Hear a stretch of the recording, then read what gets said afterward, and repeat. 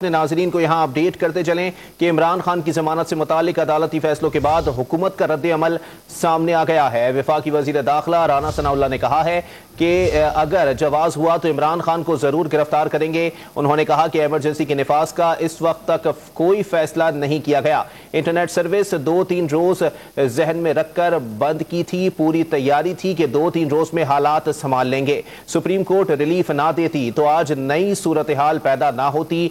उन्होंने कहा कि मामले ने तूल पकड़ा तो वजीर आजम से इंटरनेट खोलने पर बात करेंगे। उन्होंने एतराफ किया कि इंटरनेट बंद होने से लोगों का बहुत नुकसान हो रहा है। शरपसंदी रोकने के लिए इंटरनेट सर्विस बंद की गई थी। आपको अपडेट कर रहे हैं कि इमरान खान की जमानत से मुताल्लिक अदालती फैसलों के बाद हुकूमत का रद्द अमल सामने आ गया है। वफाकी वजीर दाखिला राना सनाउल्लाह ने कहा है कि अगर जवाज हुआ तो इमरान खान को जरूर गिरफ्तार करेंगे। उन्होंने कहा कि इमरजेंसी के निफाज का उस वक्त तक कोई फैसला नहीं किया गया। इंटरनेट सर्विस 2-3 रोज जहन में रखकर बंद की थी। पूरी तैयारी थी कि 2-3 रोज में हालात संभाल लेंगे। सुप्रीम कोर्ट रिलीफ ना देती तो आज नई सूरत हाल पैदा ना होती। उन्होंने कहा कि मामले ने तूल पकड़ा तो वजीर आजम से इंटरनेट खोलने पर बात करेंगे। उन्होंने एतराफ किया कि इंटरनेट बंद होने से लोगों का बहुत नुकसान हो रहा है। शरपसंदी रोकने के लिए इंटरनेट सर्विसेज बंद की गई थी। आपको अपडेट कर रहे हैं कि अदालती फैसलों के बाद अब हुकूमत का मौकिफ भी सामने आ गया है। वफाकी वजीर दाखिला राना सनाउल्लाह ने कहा कि अगर जवाज हुआ